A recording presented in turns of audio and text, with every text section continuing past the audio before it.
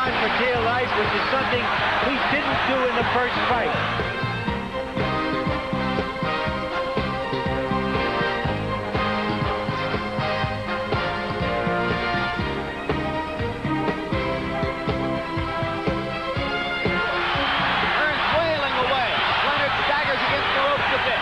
This is the most trouble I've ever seen Ray Leonard in. Right here, he is badly hurt.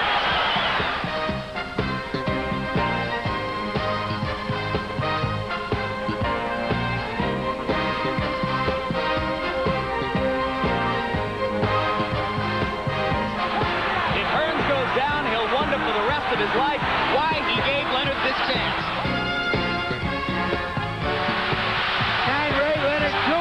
He's got a minute to go and an exhausted fighter in front of him.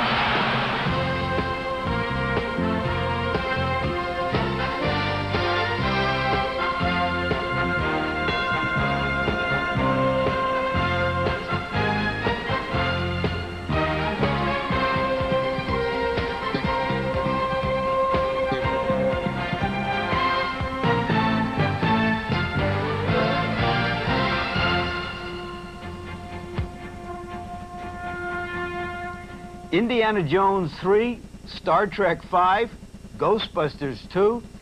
Sequels seldom deliver the original goods, but in this season of sequels, one of them already has.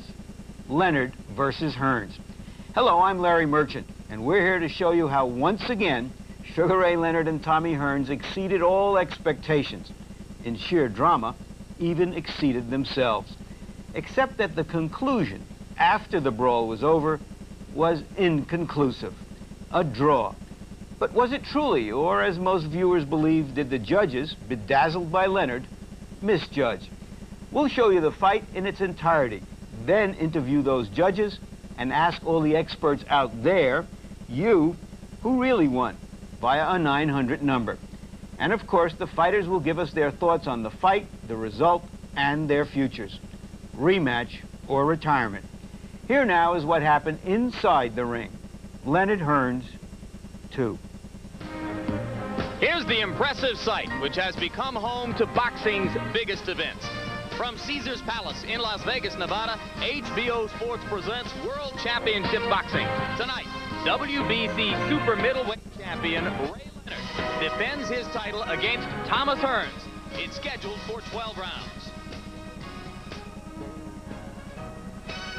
This outdoor arena has staged some of the most dramatic confrontations in recent boxing history. In the past decade, Hagler-Duran, Hearns-Duran, Hagler-Hearns, Leonard-Hagler, and of course, September 16, 1981, two welterweight champions met in a ring classic, Sugar Ray Leonard and Thomas Hearns. Tonight, we're here to see if these two aging super middleweights can rekindle the memories of nearly 8 years ago. And hello, I'm Jim Lampley. So now, after a wait of nearly 8 years, we are finally ready for Leonard Hearns 2. This bout takes place after a long and bizarre, some would say overly theatrical promotional tour, which attempted to compare the fight to a world war. Also after the initially offhand and lighthearted taunt from Hearns, which touched off, perhaps unjustifiably, a spate of newspaper stories about the prospect of steroid use in this sport. And of course, most recently, after the arrest 48 hours ago of Thomas Hearns' younger brother, Henry, in the connection with an apparent shooting death of a woman in a home owned by Hearns in Southfield, Michigan. Nevertheless, now all attention turns to the fight itself. And here to help put us in perspective for us is HBO's boxing analyst, Larry Merchant. Larry, cynics would say, and do say, here are two aging fighters going into the ring for a lot of money, which ought to go to younger, fitter fighters. What about all that? Boxing is a sport that invites cynicism, but this isn't a fat George Foreman meeting guys who can't fight back to try to fight for the heavyweight championship of the world. This is Henry Fonda and John Wayne in the twilight of their careers meeting in the KO Corral back there. These guys are quality athletes. They've given us thrills and chills for a decade, and they've earned the right to this rematch. And in fact, many, many memorable fights have been fought by great fighters in the twilight of their careers when they slowed down enough to become vulnerable. Sugar Ray Robinson, Joe Louis, Archie Moore, And, of course, Ray Leonard when he fought Marvin Hagler. What could be better than that? Let's have another one of those. And, of course, the public's demand for this fight is underlined by a financial bonanza, which is expected to make it one of the largest grossing bouts in the history of the sport. But if there's anyone who should complain about the presence of these two men in the ring, it's the man whom Ray Leonard himself has called the best middleweight in the world, Michael Nunn, who now waits on the sidelines while older fighters gobble up all these dollars. Michael, do you see this as two quality fighters who deserve this kind of exposure, or are these interlopers poaching on your territory? Well, no, I don't think so. I think, you know, Tommy and Sugar Ray should get together and settle differences. Maybe it's 8 years too late, but let them go on and fight and get out the way, and hopefully they'll give me an opportunity to fight one of them. You don't mind waiting on the sideline for now? I'm a young man, Jim, and I don't mind waiting. You know, I just want to fight the ultimate winner. All right. You will see who the winner will be from very close range as Michael, in place of Ray Leonard, our normal HBO analyst, will sit in with us tonight and help call a part of the fight with us.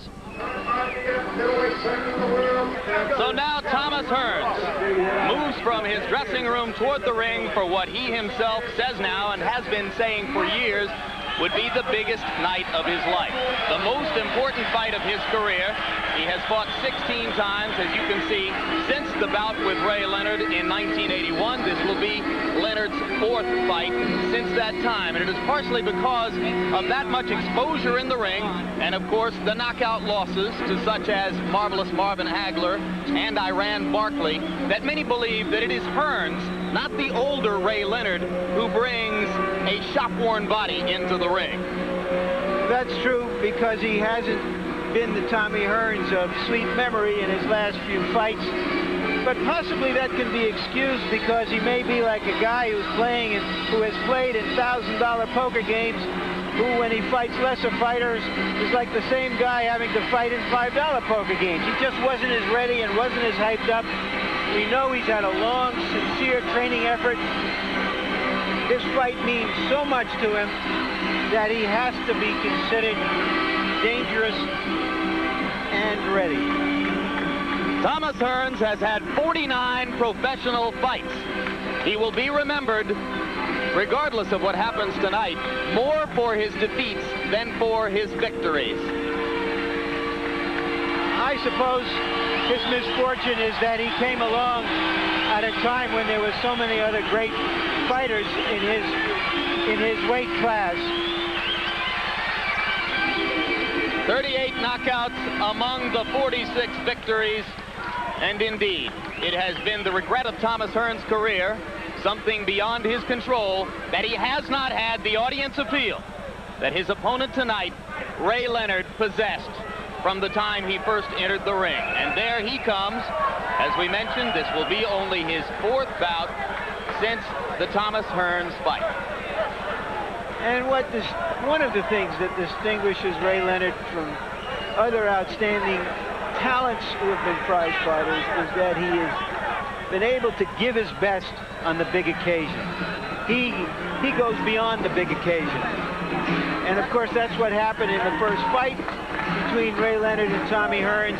A lot was expected of it because of the unusual circumstance of two great young fighters developing in parallel paths at the same time in the same division. He was the one who was able to deal with it. Since the first fight with Thomas Hearns, there was a bout with Bruce Finch. That was followed by retirement and eye surgery for the detached retina condition of the left eye. Then, a few years later, he came out of retirement to fight Kevin Howard, a bout in which, for the first time in his career, he was knocked on his butt in the ring. Retired for another 35 months, made the dramatic comeback against Hagler, fought against Donnie Lalonde, a 175-pound fighter, in November of 1988 in this ring. And now, for the first time since 1981, he puts together two fights in less than a year. And part of the significance of those two fights you mentioned, Howard and Lalonde, was that he was knocked down for the only time in his professional career. And then we found out about what's inside Ray Leonard. And one of the givens of this fight is that when Ray Leonard is hurt, he's at his most dangerous. When Tommy Hearns has been hurt in the past, he has stayed hurt. Ray Leonard is wearing a robe which serves as a tribute to Nelson Mandela. And according to the information coming from Leonard's camp, it was 25 years ago on this day that Nelson Mandela, the imprisoned South African martyr of apartheid, was put in jail. So taking up the mantle of anti-apartheid tonight is Ray Leonard, and there is the ring record, 35 wins. The one loss, a decision to Roberto Duran in Montreal in 1980. 25 KOs among the 35 victories. Much has been made of the new muscularity of Ray Leonard. He has, of course, gained 22 pounds and then come back down a little bit since his first fight with Hearns. There's a look at the tail of the tape. Hearns still with the imposing height and reach advantages. Interesting that Hearns weighed in at 162.5 pounds, Leonard down at 160. The weight limit for this fight was 168. Well, of course, there's been a lot of talk about a weight limit of 164 pounds in their contract, but this weight may be best for Tommy Hearns. And here is our punch stat profile of the fighters and how active they generally are and how accurate they generally are with their punches. And now you can take a look at their jabs, and that is particularly important for Tommy Hearns, because when he fought at a distance in the first fight, that's when he dominated that fight. The rules of the bout, and this will be conducted under the rules of the World Boxing Council, whose super middleweight title is at stake. 3 judges scoring on the 10-point must system, no standing 8 count, no 3 knockdown rule, so you can be knocked down 3 times and still be in the fight, and you can be saved by the bell only in the last round. Right now, let's go up to ring announcer Michael Buffer for the pre-fight introduction. Ladies and gentlemen, welcome to Caesar's Palace here in Las Vegas, Nevada, where tonight Top Rank and Budweiser present The War. This bout is sanctioned by the Nevada State Athletic Commission. Chairman Dr. Elias Ghanem. The commissioners are Dwayne Ford, Jay Nady, Dr. James Nave, and Freddie Little, Executive Director Chuck Minker. Representing the World Boxing Council here at ringside is the president of that organization, Jose Suleiman, and supervisor Sam Macias. The chief physician at ringside, Dr. Donald Romeo. Also in attendance, Dr. Flip Omansky and Dr. James Wishgame. Timekeeper, Al Bisick. Counting for the knockdown seconds, Mike Lachella.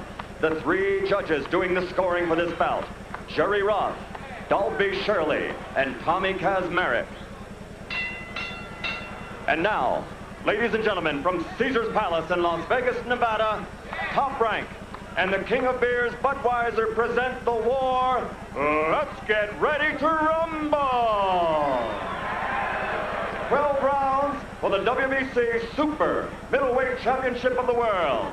The referee for this contest, working for the 65th time in a world title bout, is Richard Steele.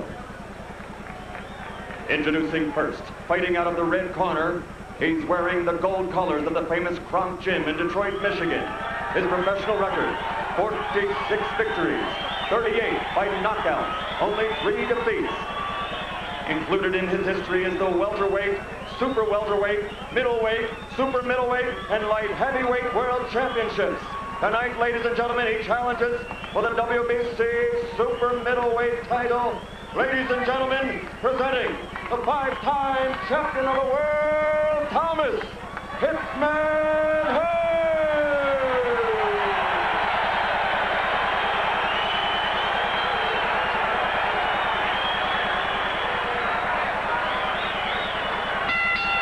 And fighting out of the blue corner, wearing the red and white trunks from Landover, Maryland, this Olympic gold medalist of the 1976 Games has a professional record of 35-1, 25 by KOs.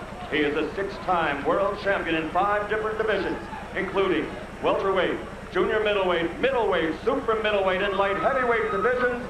Ladies and gentlemen, introducing the WBC super middleweight champion of the world, Sugar Ray Leonard.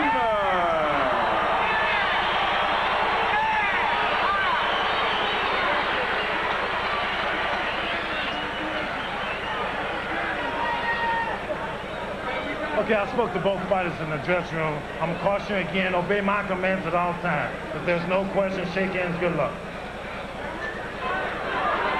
The question here, Jim, is whether Hearns will try to stay outside where he was most successful in their first fight, and whether Ray Leonard will go on the attack where he was most successful in the first fight. And let the record state that the two fighters did not make eye contact with one another until just a couple moments ago, after referee's instructions. Ray Leonard tried to engage Tommy Hearns in a staring duel. Hearns did not look at him except for one brief moment when he was introduced, and at that point, Ray looked away. As the bout begins, Hearns tries a jab and attempts to set the tempo.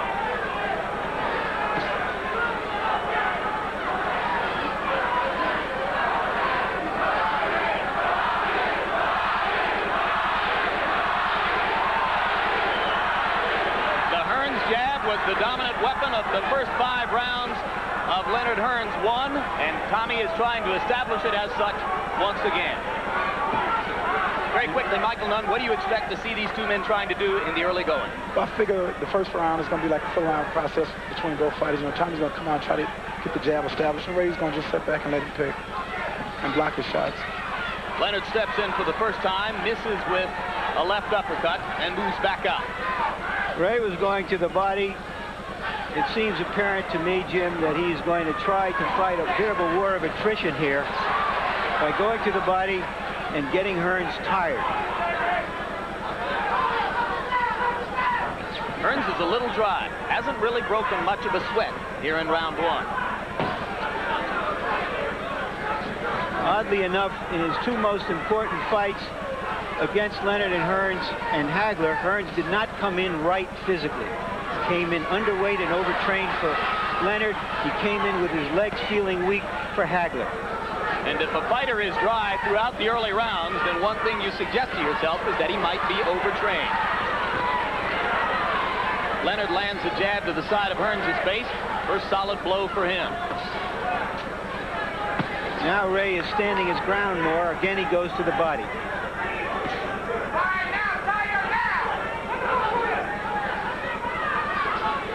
You are seeing the flat-footed style of the new Ray Leonard. This is not the Ray Leonard who danced his way into the hearts of boxing fans in the early part of the decade. That may be a message punch. Just missed with a right cross, and Hearns smiles and waves as if to say, come on back. But right now, it is Leonard who is seizing the initiative, as Hearns has stopped throwing the jab. Hearns has said that he wants to catch Ray Leonard on the way in, but Leonard is so quick jumping in with those big punches, that's going to be difficult right off. And he scored with a right-hand lead over Hearns' jab. Ray says that Tommy has a habit of dropping the left now.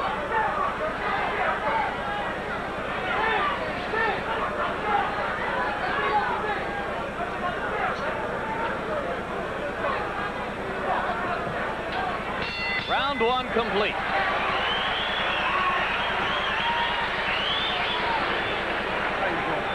You got it, brother? Not as fast as Lon. You understand? It's not as fast as Lon. He's looking a little. Looking good. People are going to start pumping his jabs a little bit more now, okay? Because you're breaking up his long. Good time, set him up. Beautiful. And you see everything you can do in that round, just about you can do. You saw it. Low-end people. He's going to go for every point you make. But I got to have that 1-2 at him. All right? See if we can do it off a double stick. Looking real good. Looking real good. You're going to find the right hand now. Just a matter of time. Come on. Stay where you are. And stay directly in front of him. Just move. Okay? Good luck. All right. Very quickly, Michael Nunn, which fighter would have the mental edge coming out of round 1? Well, probably have to lean toward Tommy Hearns because I understood him was telling me to get that jab to work, and start throwing more jabs. And Ray's corner, they weren't saying that much.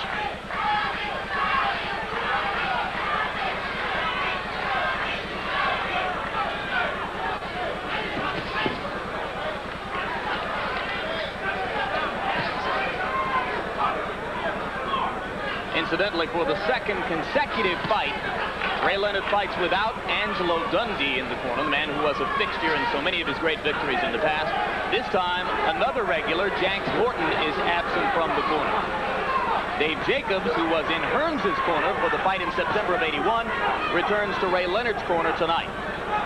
By staying this way, flat-footed right in front of Hearns, Leonard is saying to Hearns, go ahead, lead. I'm going to counter you. Both of them want to counter right now. That's why not too much is happening. Leonard landed a looping left, but it had no snap. Again, Leonard to the body. Hearns is not yet pumping the jab the way Emanuel Stewart asked him to do.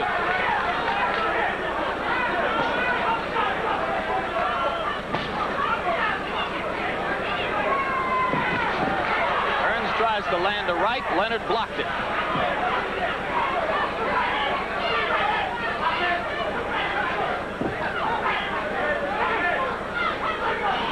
If this is a war, as this fight was advertised, right now it's just a war of attrition. Almost a war of nerves. There's been very little contact.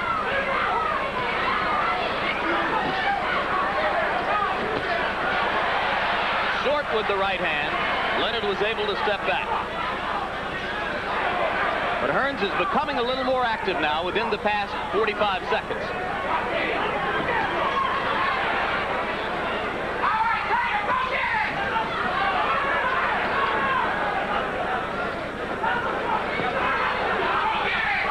Leonard trying to get inside of those long arms of Tommy Hearns.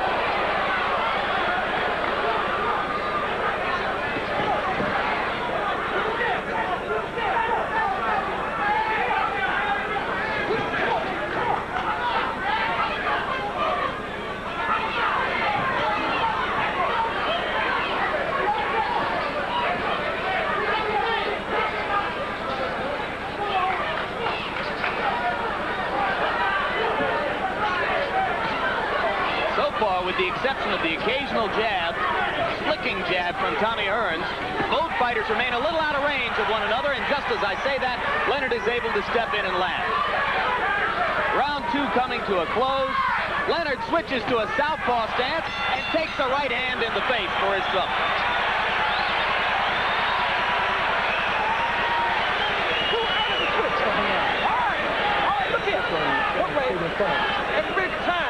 Every time you get that good jab off, now I'm going to go to double the jab and put a hard right hand behind it. But finish on that left hook. He's there for your right hand left hook. Let's go with it. Every time you make a little freeze move, he's freezing. Now throw that one to him when you do that. But finish with that left hook. All right, we're looking fine. Get them shoulders moving more. Don't stand stationary.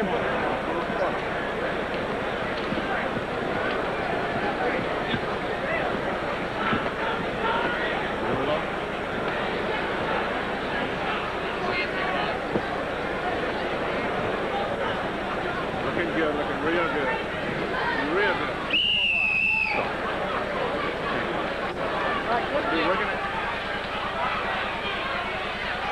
A capacity crowd on hand, not an empty seat in the house. Round 3 begins in the desert.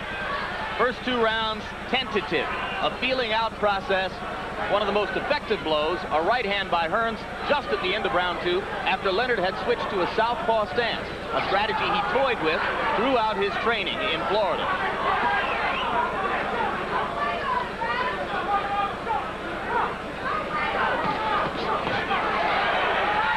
Leonard still trying to get inside to the body of Hearns. Very conscious of going for Tommy's ribcage.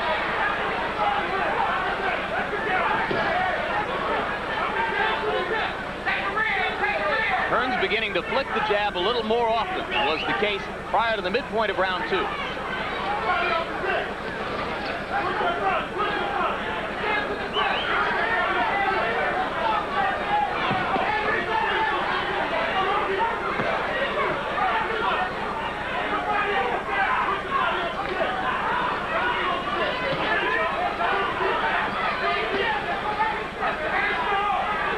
Leonard try a right toward the kidney of Hearns. He believes that he can get there with that punch if he sets it up correctly.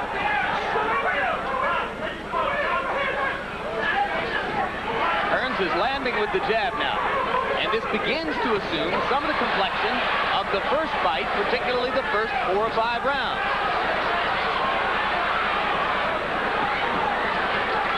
Now Leonard is is able to step in and land his jab. But not in such a way as to do damage to Tommy. Right hand by Hearns, and Leonard is stopped in his tracks. Hearns gains confidence and knocks Leonard down.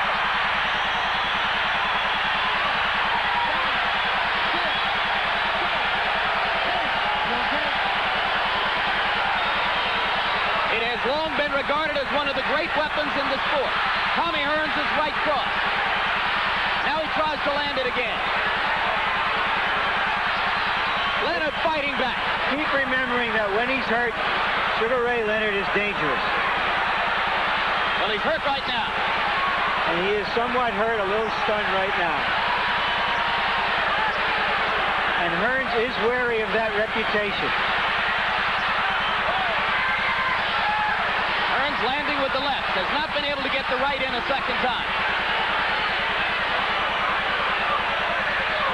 And Ray is going after him. And Hearns is laying back. And Ray lands a right and a left to show Tommy Hearns he's out of the temporary stupor. Hearns comes back with another right. They stand toe-to-toe and trade blows.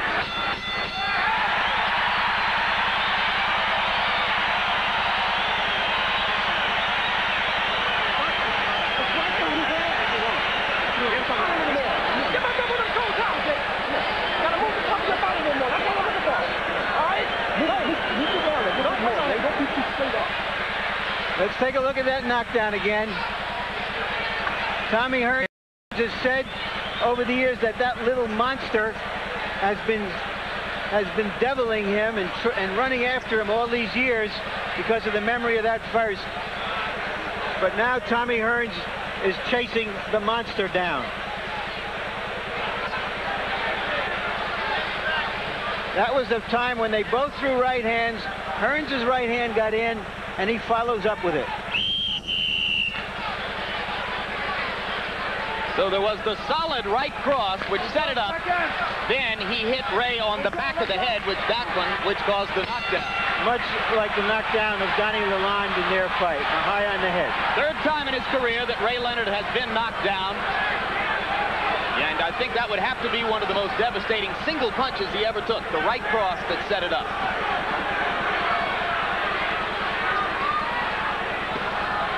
From his point of view, Hearns is fighting a practically perfect fight, patient, using his left hand, trying to goad Leonard into making moves,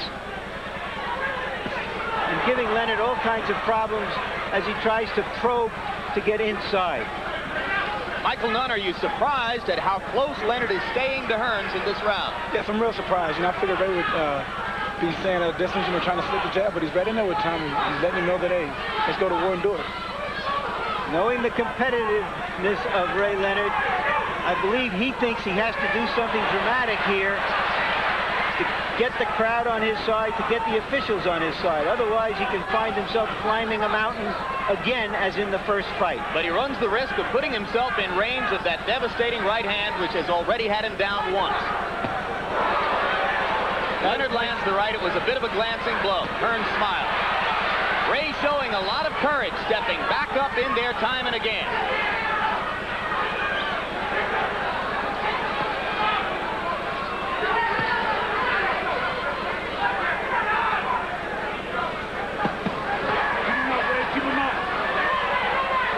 Leonard landed 2 solid shots to the body there. Tries to go back to the ribcage.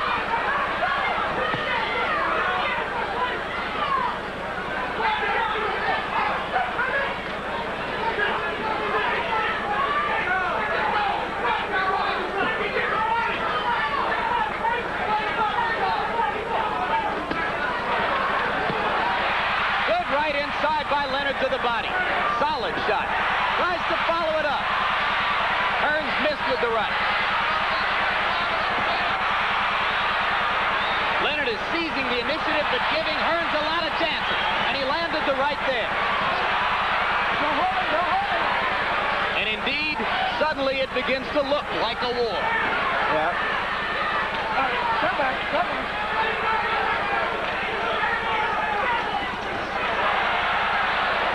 Just missed.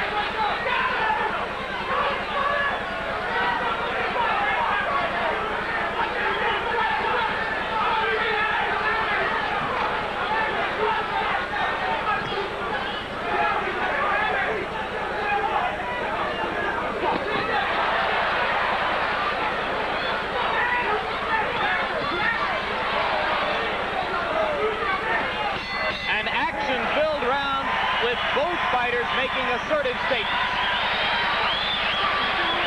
All right. Yeah, we want that right hand more. He can't, look, he has no answer for the right hand. Do it off the jab. I want to see some jab and the hard right hand on top. Squat when you do it. Jab, squat, throw it over top. Then, Ray, when you come back the next time, hurt that body. Start hurting that body. I got to get those legs away from him. Got it? Hit on to the body.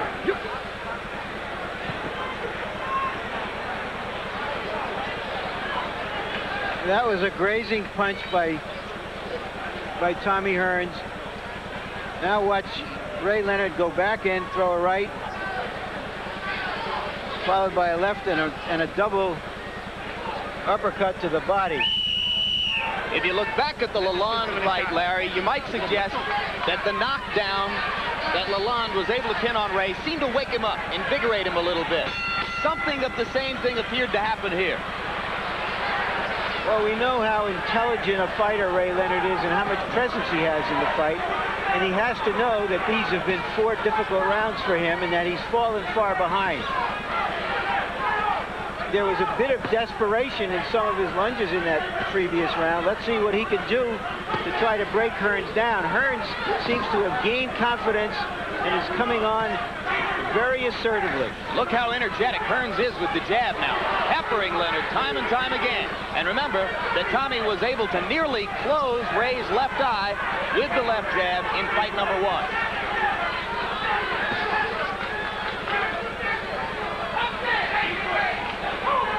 Leonard just pawing with the jab and leaving it out there.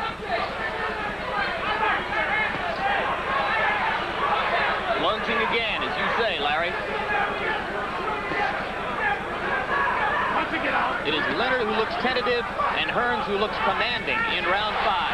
Another right cross by Hearns, sneaked in between Leonard's gloves.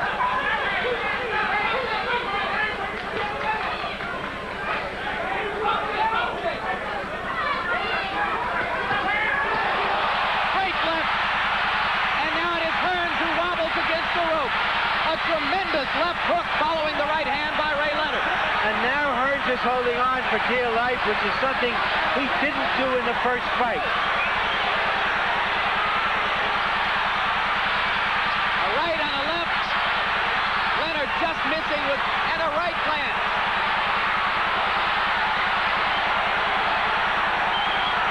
Hearns in a lot of trouble with a long way to go in this round.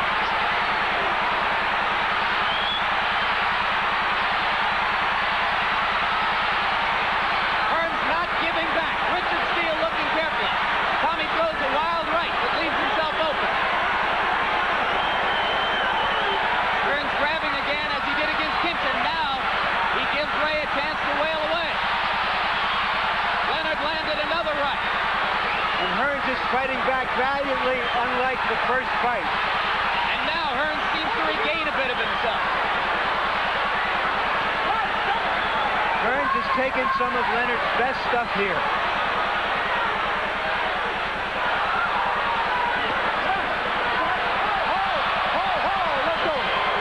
Very close to hitting on the break, but Leonard got away with the left hook. But it looks as though Hearns may weather the storm.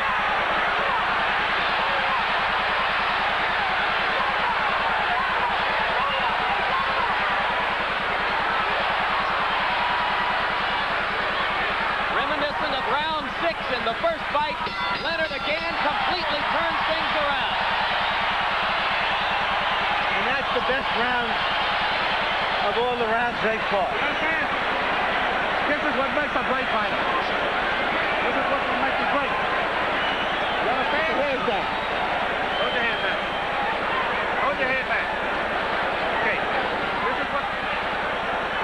Let's take a look at what happens here. And there was the left hook that wobbled Hearns and started the onslaught from Sugar Ray Leonard to get him back into this fight.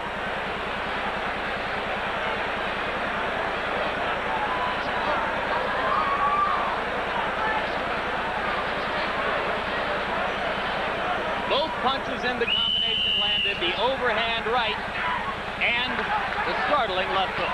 You're always hearing trainers tell their fighters, put your punches together.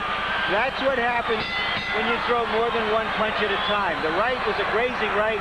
The left connected solidly and turned that round around at least. Round 6 begins. Michael Nunn, who holds the upper hand now? Well, the last round, Ray kind of took charge. He hit Tommy with a good right hand, came back with a left hook and had him hurt toward the end of the last round. So, Ray he has charge right now. We'll see if he can maintain the edge. Hearns tries to come back with the jab again. He's been most effective in this fight when working off the jab. Not terribly surprising. That was also the case in 1981.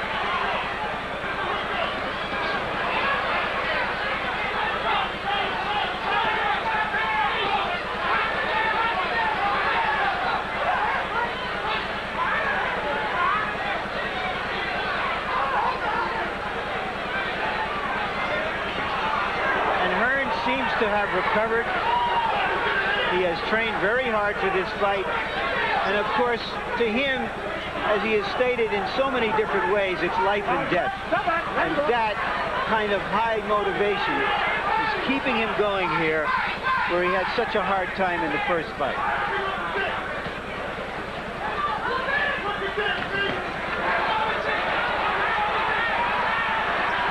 Leonard got a jab in and managed to slip both of Hearns' punches in return. And a little bit of blood coming from Hearns' mouth. Tommy starting to grin a little bit. There is a small trickle of blood around the bottom lip.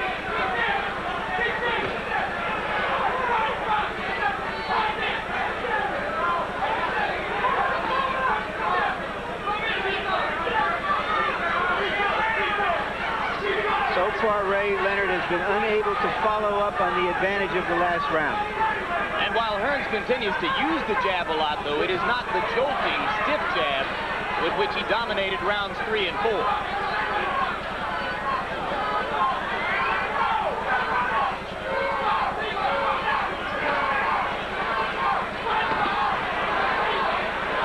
Leonard showing off his ability to slip the jab, steps in and hits Hearns with a right cross, and Hearns comes back with a straight left.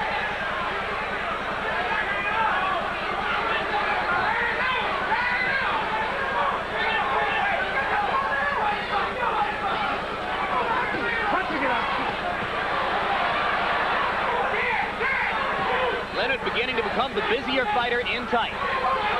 Working the body and remembering to throw when the two stand in close.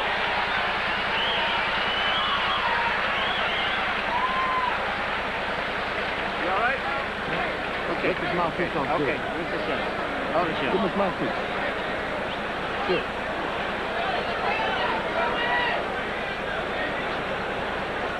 Hold it down. All right, Harold Letterman, our unofficial official.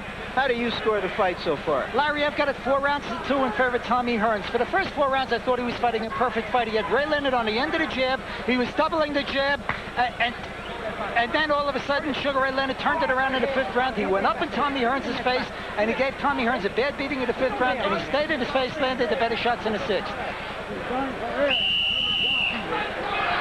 Something to keep in mind here, Jim and Mike. Their first fight was a watershed fight in scoring. After that first fight, a lot of people objected to the scoring because Leonard didn't get full credit for the rounds he dominated. And since that time, it has been more of a practice here and elsewhere to score 10-8 rounds. And that could become a crucial factor in this fight tonight. Hearns landed a left that backed Leonard up. Ray Leonard began this round Ray is very hurt. close to Tommy Hearns, and he may pay a price for it. Hearns wailing away. Leonard staggers against the ropes a bit. Tommy's leaving himself open if Ray can come back with anything. This is the most trouble I've ever seen Ray Leonard in right here. He is badly hurt. And only his experience and his guts can carry him through here.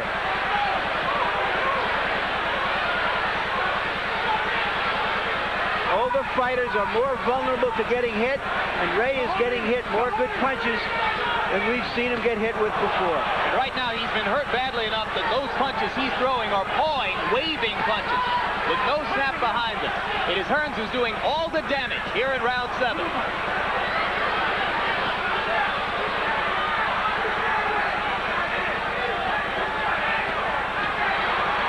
Now Leonard begins to get some starch back in his punches. But Hearns lands the right again. You get the feeling that if Hearns can step across and land the right on balance, Leonard's going to have trouble staying up.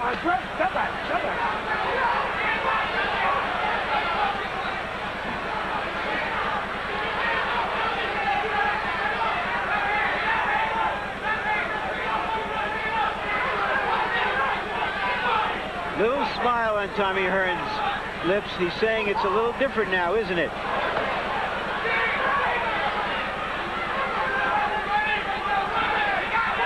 Surely few have ever wanted more badly to win a fight than Tommy Hearns wants to win tonight.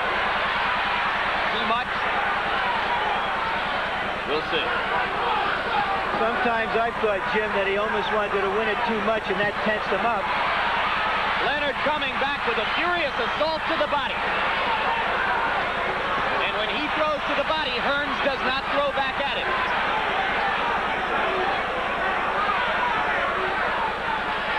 Amazing recuperative powers by Ray Leonard. Amazing combative instincts. Amazing ability to seize and dominate the last 30 seconds to the minute of a round.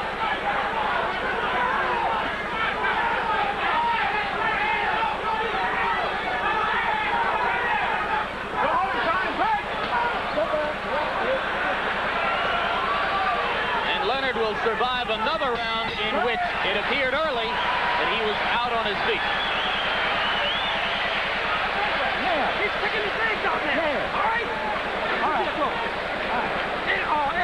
Check him out here, good. Nothing wrong. Just check. Put that front on there. Very soft, baby. Look, you're standing up too tall. Number one. How did you straight? Now listen, you got to get your body. Got to shut your legs first. Go in, steal what you want, and move him around a little bit. Steal what you want and move around. This is the barrage that had Ray Leonard in trouble in the early part of that round. And if Tommy Hearns didn't get overexcited, he might have finished him there. Hearns saw a chance to end the fight right then, but it eluded him. We'll see if that becomes costly. He did not effectively set up Ray and measure him for the right cross, which is the punch with which he might be able to end the fight. But this is a more poised Tommy Hearns. He's staying in the fight. He's fighting a well-disciplined fight. And right now, he's leading convincingly.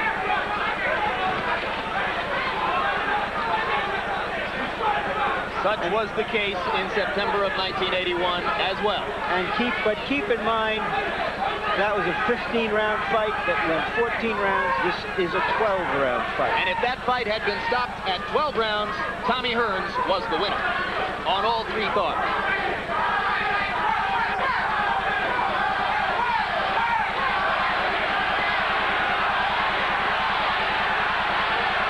Remarkable fight so far. The graphic you saw between rounds indicated both fighters in the first 7 rounds threw an equal number of punches.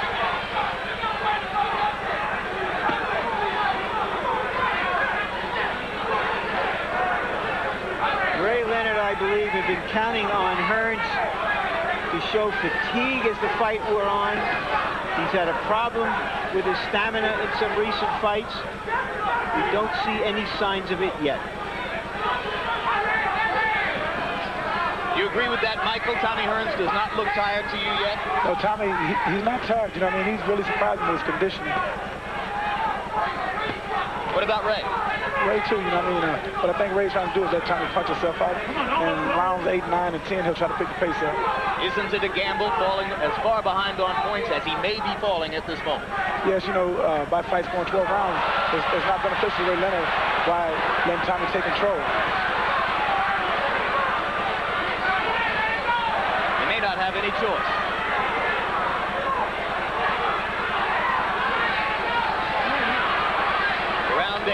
in its waning minute. Hearns continuing to stalk Leonard around the ring. Right cross just missed.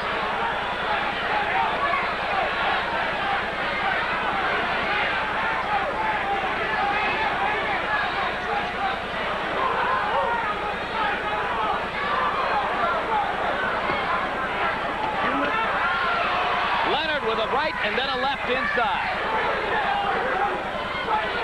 One thing that should be emphasized here, Jim, at this weight, Tommy Hearns is obviously stronger defensively than he was at 145 pounds in their first fight.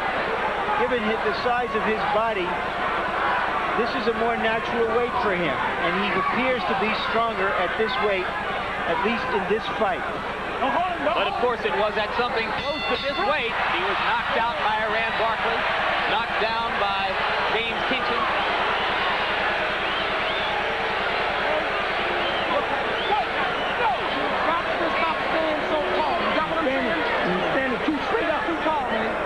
When you go to throw the right hand, do it off a jab to the belly. You can throw it all the time, man. I want to see you go out and do it now. I need some body work, man. Too straight up. Come down a little bit, okay? We go down the tech from both sides. Don't run the shoulder. Listen up, slow down. Pardon me? Listen up, slow down. You all right? Okay, now all you gotta do is throw punches. Right now? Don't want bending your jab. Use your left jab. Handing up. You got to protect that body of his. Okay? All right. The ball is tired. He is tired now.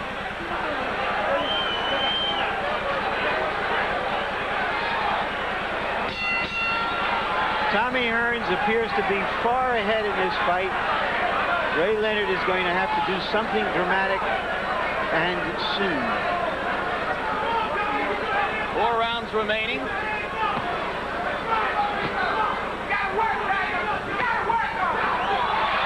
Hearns showing no signs of fatigue, still dominating much of the action with his jab, and occasionally stepping in for heavy blows. He has twice had Ray Leonard in serious trouble, once down on the canvas. On the other hand, Leonard nearly had Hearns on his back in round 5.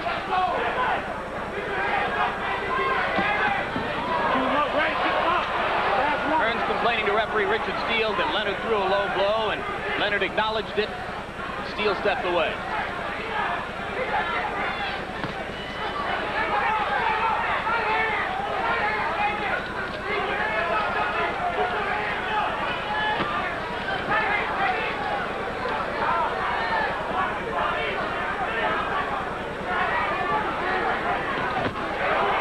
Solid right cross by Leonard, partially blocked though, I think. Hearns able to step back up.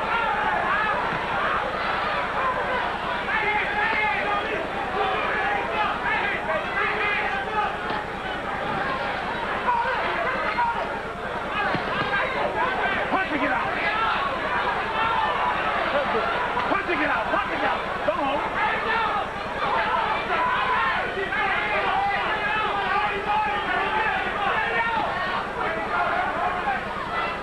Right now, the master plan for the middleweight division is in a little bit of disarray.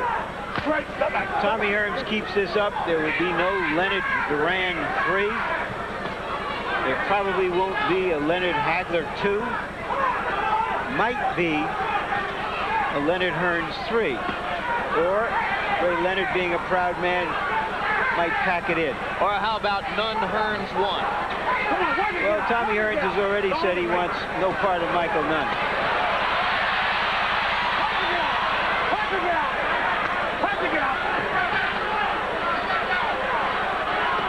He may want part of the money which could ensue as a result of a bout like that. Hearns just missed with a right hand that might have ended matters then and there. Your thoughts? Hard left by Leonard, and Hearns is staggered momentarily again. Leonard steps in. Not much time to go to work on this.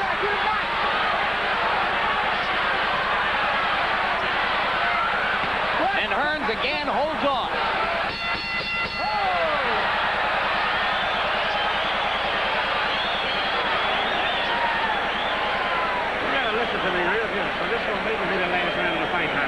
You got to come out and let your big shots go. You cannot afford to make this fight go longer now. You understand? You got to listen to me very carefully. You got to come out and let your shots go. Try to get this man out of here this round, okay? Let's take a look. A left hand. And turn that round around. Will it turn the fight around?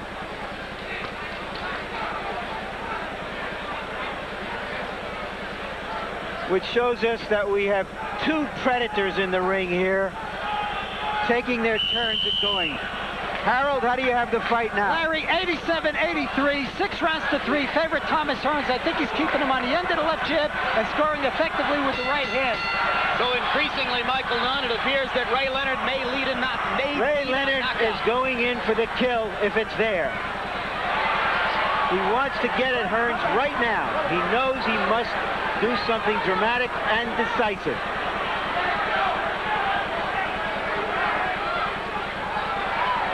And Hearns is still staggered from the flurry that ended the last round.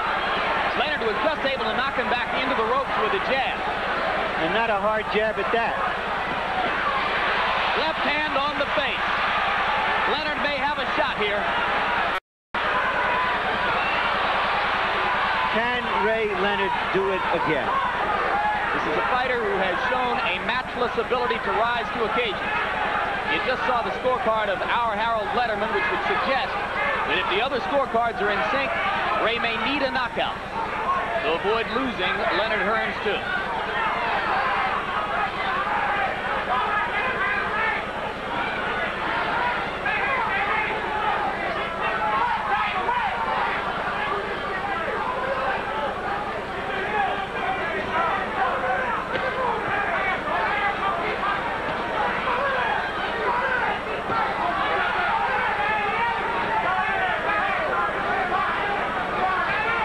Michael, are you surprised that Ray isn't being a little bit more reckless here? I think Ray should be real reckless here right now.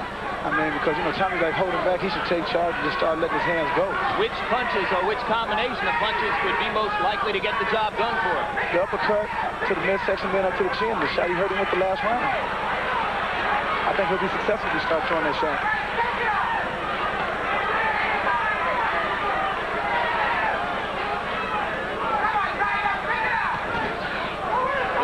Appear that Ray has blown the opportunity to capitalize on the damage he did to Hearns at the end of round 9. Hearns now apparently has his legs back under.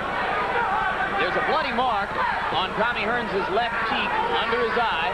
Apparently a small cut there.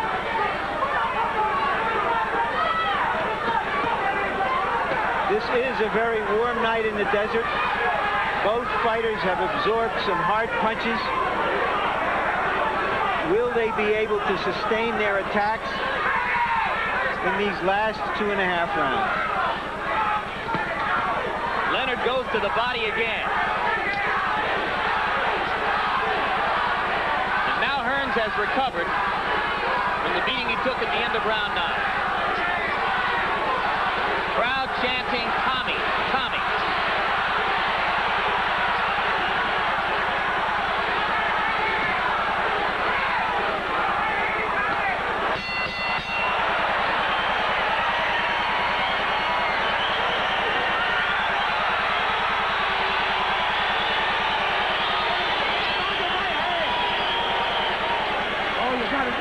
Baby. They're begging you to throw the right hand. Get the damn camera out of there. Throw the right hand, Tommy. That's going to take you home. This is the 11th round coming up. The 11th round, you don't want to fight, let it go. Thomas, listen to me. Jab, right hand, left hook. I want that right hand straight to the forehead. Come back with the left hook. You can knock him out with a jab, straight hand. A little bit low. You shoot straight up. Anybody hit you with those jabs and right hands. Bring it down a little bit, okay? All right, Jake. All right, all right, all right. All right, let's go now. We all remember this moment 8 years ago. Angelo Dundee spurring Ray Leonard on with the words, "You're blowing it, son, you're blowing it." But nobody has to tell Ray Leonard that. He's standing in the middle of the round, in the middle of the ring, and he knows that he can blow this fight if he doesn't do something fast. And you saw Richard Steele preventing Leonard from making a bull rush toward Hearns to begin that round. At the end of the last round, there was a brief staring match as Hearns stared ominously at Leonard. Leonard, rejoicing over the solid right hand he had landed to end the round, went back to his corner and threw his arms in the air, attempting to look the part of the winner, as he has done so successfully in the past. Right now, he is a Ray Leonard, in all likelihood, trailing on points in the closing minutes against Tommy Hearns. He's been in that position once before. Oh, a solid right hand by Hearns. Spectacular right cross, and Leonard is in trouble again.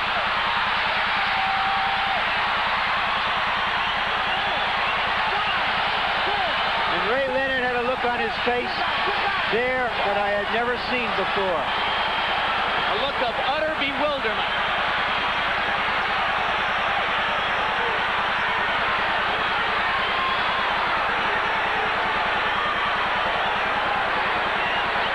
Trying to regain his composure, and he jumps back in with a right hand. Does he have enough left to do any damage with it? Is this the first time in Ray Leonard's career that he's been knocked down twice in a fight? Both times he was the victim of sensational right crosses from Thomas Hearns. But how many fighters would come back in with this will and this gumption at this point in the fight? I can think of one of them. You're looking at it. Hearns just missed with a haymaker.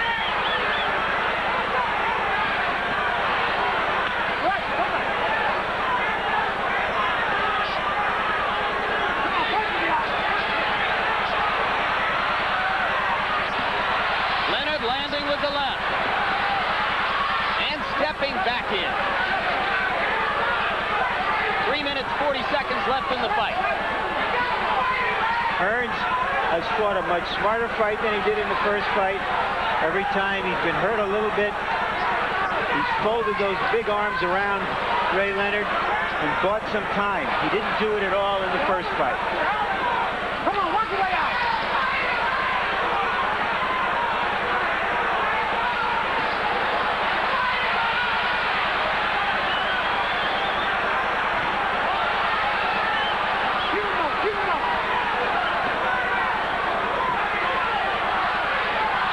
Tommy Hearns is 1 round away.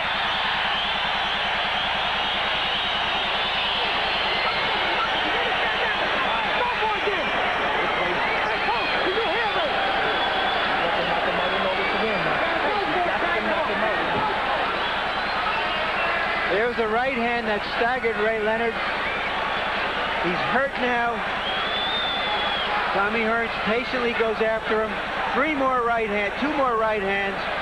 And Ray falls down almost from exhaustion as well as from the hurt.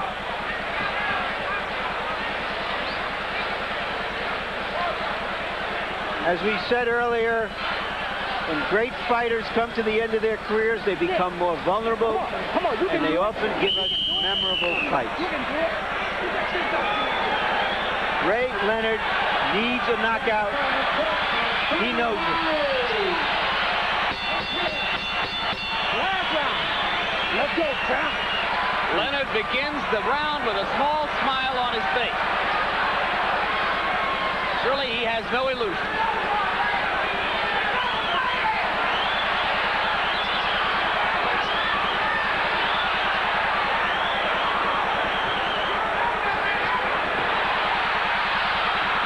Tommy Hearns isn't holding back when all he could do is play out the rounds.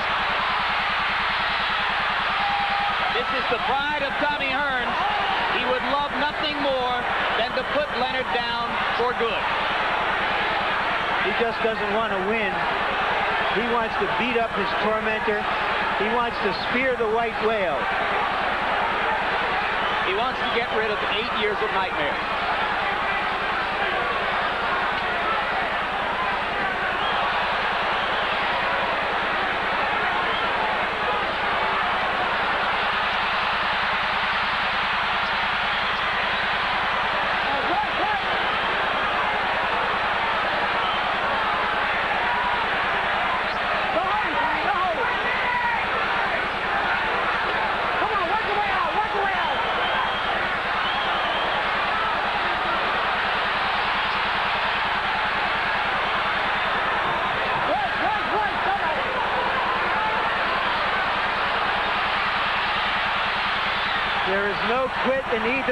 great warriors.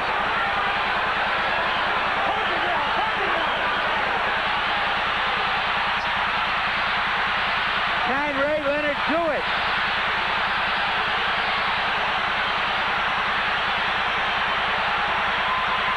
He's got a minute to go and an exhausted fighter in front of him.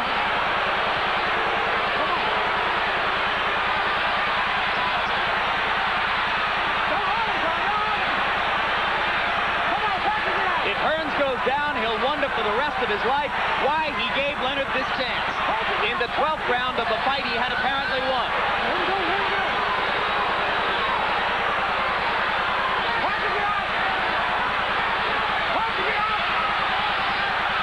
They're coming across the finish line with nothing left. They've given every ounce of what they have in their hearts, and they have big hearts.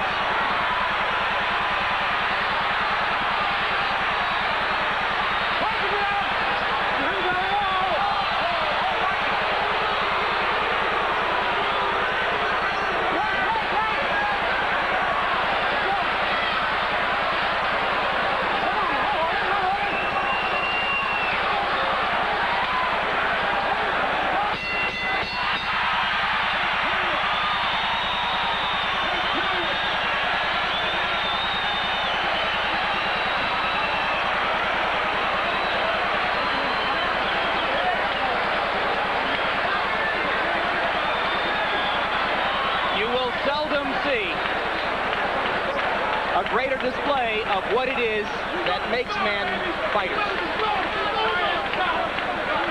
As Boris Becker said in the recent French Open, when you get to the end of a grueling match, it had nothing to do with tennis. This had nothing to do with fighting there in the last minute. It had to do with what these men are made of. Final punch stat statistics for the fight. A statistical profile of what you've just seen. Ray Leonard throwing 92 more punches than Hearns by the count of the punch stat computer.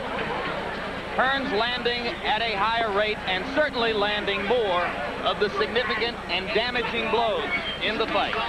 Hearns twice knocking Leonard down. Harold Letterman, your final unofficial scorecard. Jim, I've got it 7-5 in rounds, 115 to 111 in favor of Thomas Hearns. I thought that Thomas Hearns kept Sugar Ray Leonard on the end of his jab effectively. He did a lot of damage. He set up the right hand by using the left jab, but Hearns used that left jab effectively. Right now, let's go to ring announcer Michael Buffer for the official decision. Here's the official scoring. Jerry Roth scores the bout 113 to 112 for Thomas Hearns. Tommy Kazmarek scores it 113 to 112 for Sugar Ray Leonard. And Dalby Shirley scores the bout 112, 112. This bout is a draw, ladies and gentlemen. It goes without saying, we take this as a major shock. And so does this crowd.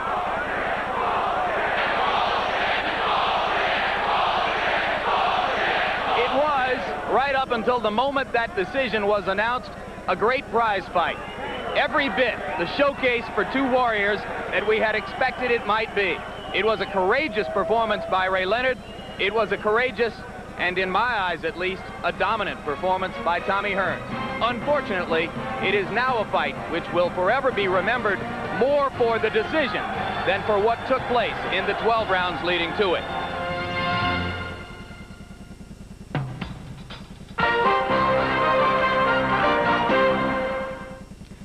Leonard Hearns, Duran Hagler. What a decade in the welterweight and middleweight divisions. Joining us now from a studio in Detroit, Tommy Hearns, and from Washington, D.C., Ray Leonard. Tommy, starting with you, there was a very pure moment right after that fight, even when that disappointing to you decision was announced. You were so elated with your performance, it was almost as if you really didn't care what anybody else said. That's not true. I cared. I felt very concerned about that, but knowing that after the judges and made the decision, there's nothing really you can do about it. You have to really accept, I guess, the decision that they made. Well, but since that time, you've said you thought you were robbed. What's changed you? I said that I thought that I was ahead at least 4 rounds. Do you think that if the situation was reversed and Ray had knocked you down twice, that would have only been a draw? I don't think so. I think that I felt that Ray is a big person in Las Vegas or any city that he fights in, and as he can get, if it was a point that it was in the fight where he had the edge, I felt that he probably would have been victorious that night. Yeah. But I'd like to point out, as I turn to Ray, that when you fought James Kinchin, you were knocked down, and you got a controversial decision. Ray, do you think there's some aura about you or the way you fight that attracts judges? I don't agree with that, Larry. I wish that the aura would affect Tommy Hearns. Apparently it didn't. But if anything, I think it's just a matter of the way the judges saw fit to score the fight. Naturally, I didn't particularly fight my kind of fight. I didn't feel mentally committed to the game to do the best I could. It was just a strange evening for me, a very physical evening for me, but thank God things turned out okay. Let's then re-examine the highlights of the first half of that fight. All right, let's go to round 3 first, the first decisive round of the fight. What happened here, fellas?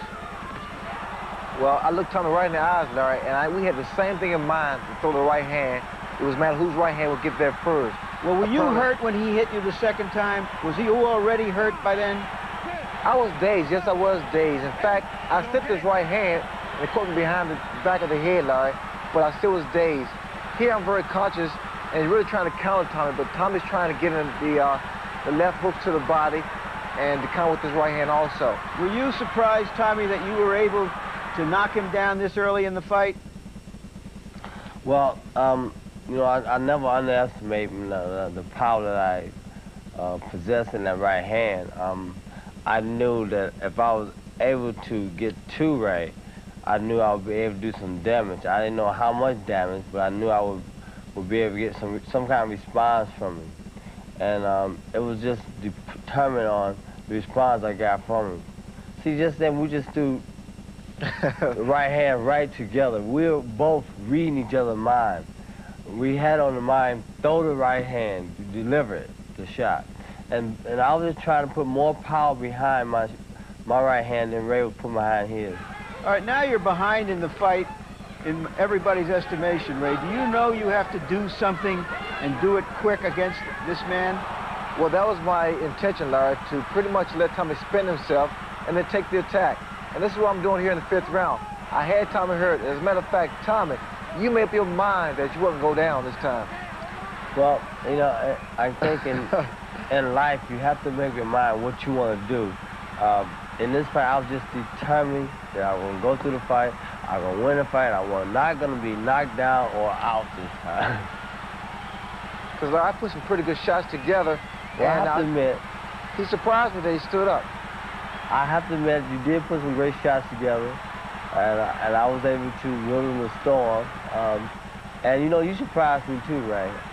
Ray, you couldn't follow up on your advantage in the next round. Were you winded, or was Tommy stronger than you anticipated? Well, there's no question about it. Tommy was strong. But what concerns me the most about my performance, Larry, is that I hurt Tommy, and I couldn't finish him off. And normally, if I hurt a guy, he's history. Official Tommy Kazmarek differed with the other 2 officials on the first 2 tentative rounds. All 3 gave Hearns 10-8 margins for that knockdown. And all 3 gave Ray Leonard 10-8 margins for his big round, the 5th. At the end of 6 rounds, Kazmarek had Leonard ahead. By the same score, the other 2 officials had Hearns ahead. Tommy, by being able to withstand some of Ray's best shots in that 5th round and come back in the 6th, do you think you made him doubt himself after that?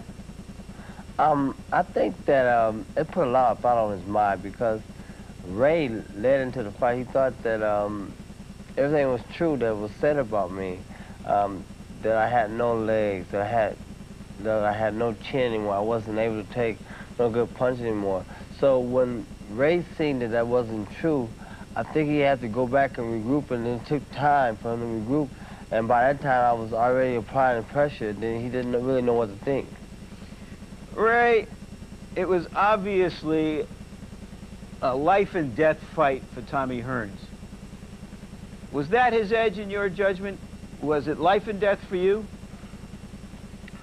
It turned out to be that way, Larry, because at first it was a no-win situation because I was expected just to blow Tommy out of there because Tommy was considered the guy, the fighter that once was. But Tommy's a fighter that still is. And I had to deal with that, and it became a reality, especially the 3rd and the 11th round. Did you cut corners in training by going to Florida rather than out in the desert because you wanted to be nearer to your family, by not having your former trainers, Jenks Morton or Angelo Dundee, there, men who could tell you to go the extra mile or the extra 5 miles when perhaps you didn't want to?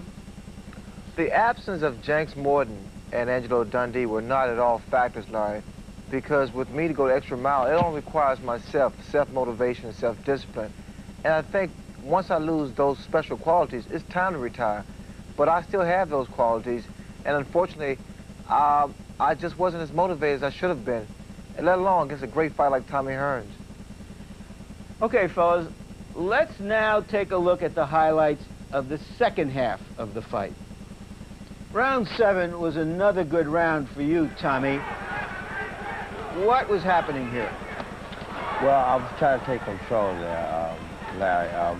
Using more of the left jab, trying to work off the left jab. See, I work in different shots off left jab, trying to make Ray start to work, watch the left hand, and I was able to do a little bit more. But you got wild here. You let him off the hook, didn't you?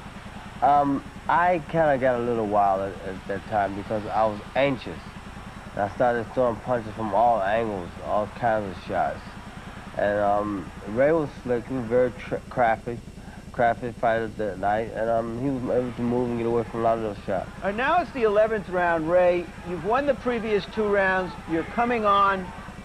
Did you think that you were going to finish very strongly and come through here as you did in the first fight?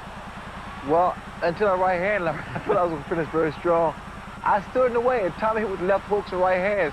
And Tom doesn't have a left hook, but it landed Monday night. Well, what does that tell you? Does that tell you that you're not thinking as fast, or that you're 33 years old and you're not moving as fast? I think it tells me I'm not thinking as fast, Larry. I really believe that my mind was not there. And one thing about an athlete, he never wants to accept the last bell or the last whistle. But watching this fight, apparently something is not right.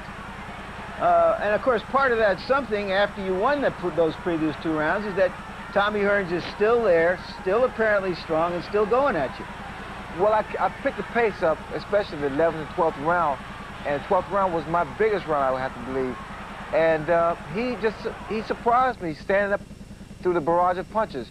Here his right hand landed, and I was basically trying to make him throw a lot of punches and miss shots, but he was very accurate. Basically what I was doing there was to I had Leonard watching the left hand because I was doing more with the left hand than I normally do. Normally I'm just using the left hand for one thing, is to jab. And when I started shooting left hook, that's kind of surprised to me because Ray wasn't looking for the left hand. He was never looking for the left hook. He was looking for the straight left jab and the right cross. When the left hand came, then, you know, he was kind of puzzled. After that round, there was desperation in Ray Leonard's corner.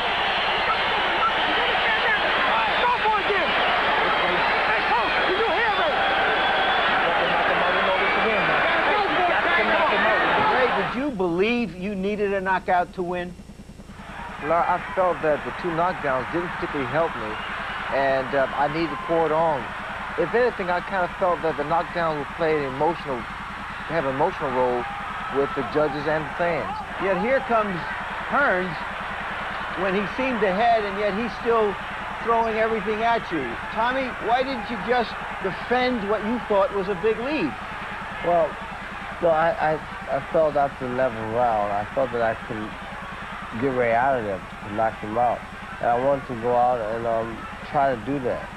I was told to just box more, but I guess we have our guts feeling, our little feeling inside, deep down inside.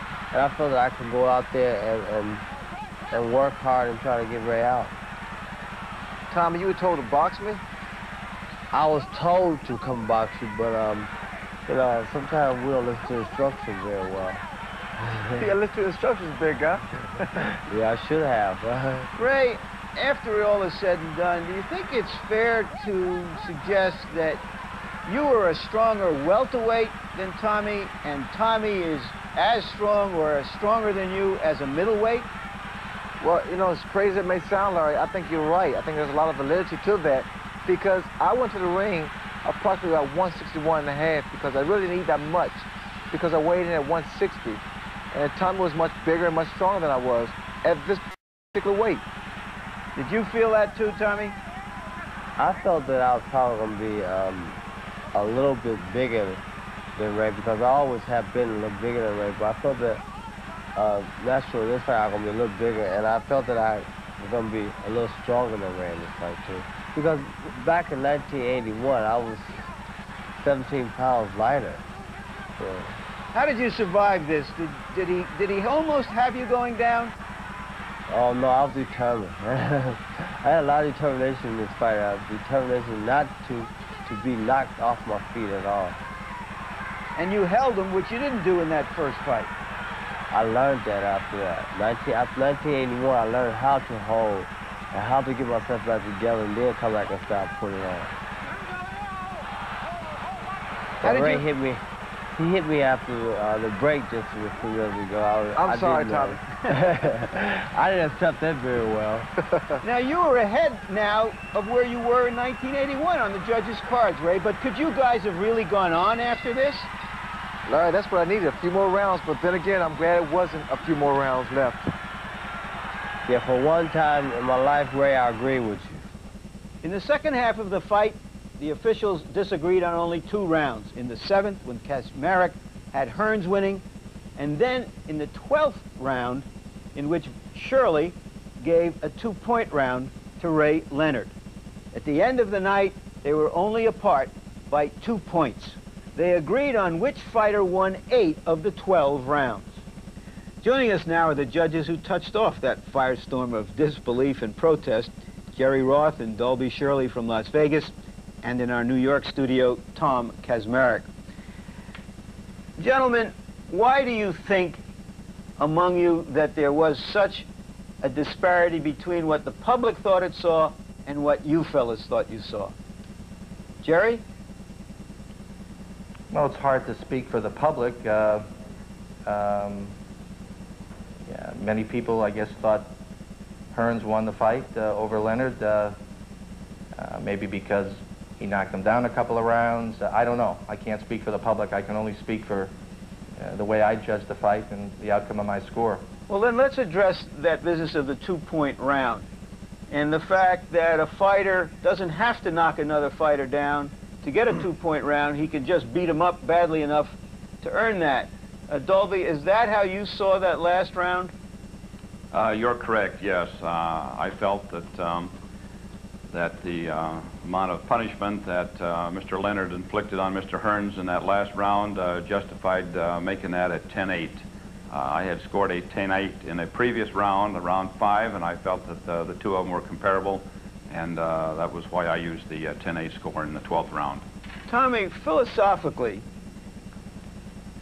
Tommy Hearns may have won one or both of the first 2 rounds, which had very little action in them. And he did very little damage, as Leonard did to him. Now, in this last round, Ray Leonard did a lot of damage to Tommy Hearns. Should he only get the same credit for that round as Tommy Hearns got for one of those first 2 rounds? You have to put in perspective. In the first and second round, neither fighter was doing much. In the 12th round, both fighters did respond offensively. If you recall the beginning of the 12th round, Tommy Hearns came on rather strong, and he landed some scoring punches.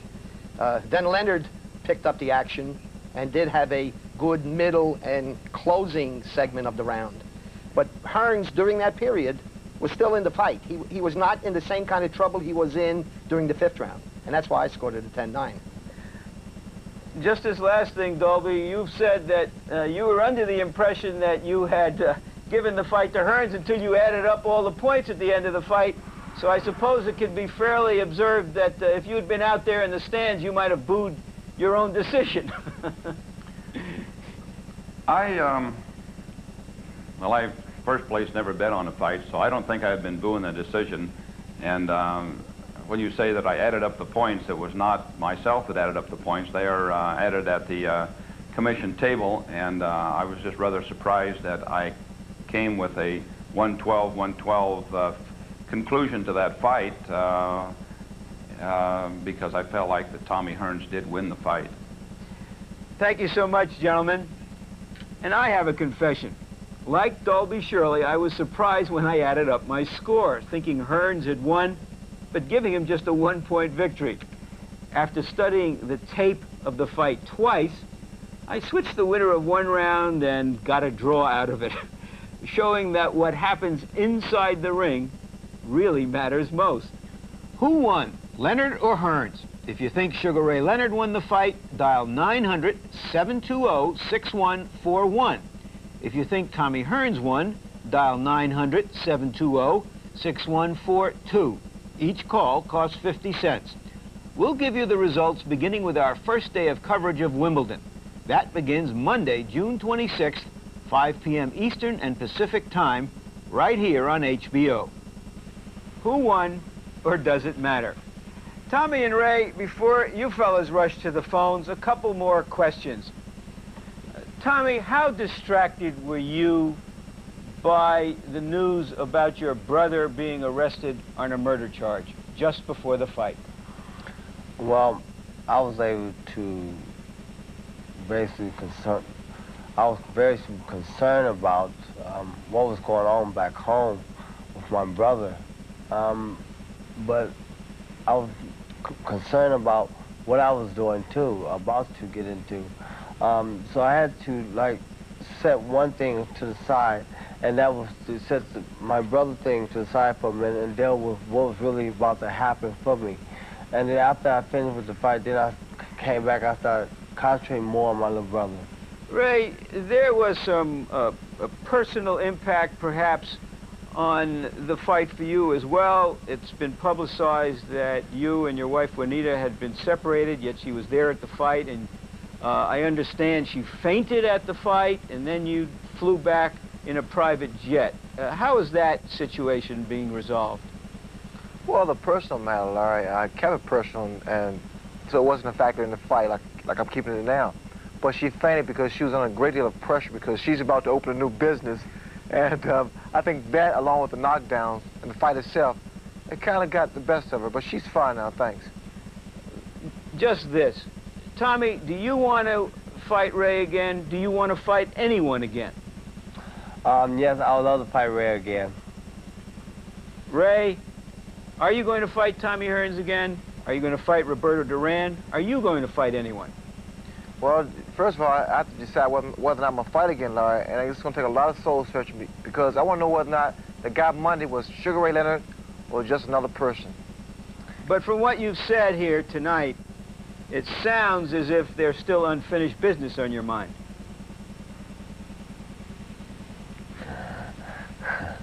Is that my chin or your chin, right? That's my chin. All right.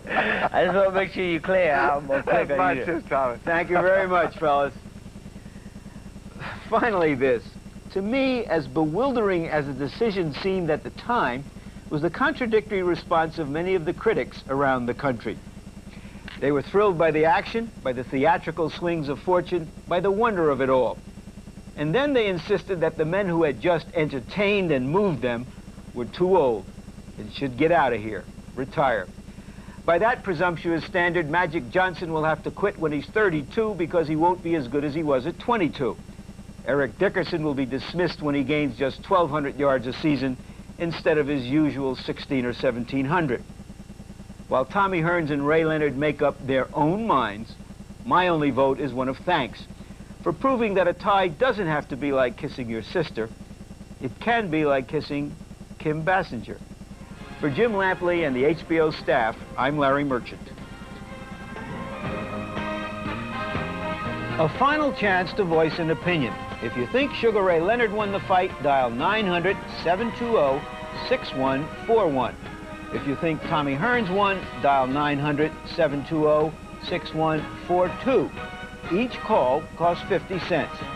We'll give you the results beginning with our first day of coverage of Wimbledon. That begins Monday, June 26th, 5 p.m. Eastern and Pacific times, here on HBO. Also, don't miss our next telecast of World Championship Boxing. Heavyweight champion Mike Tyson defends his title against top contender Carl the Truth Williams.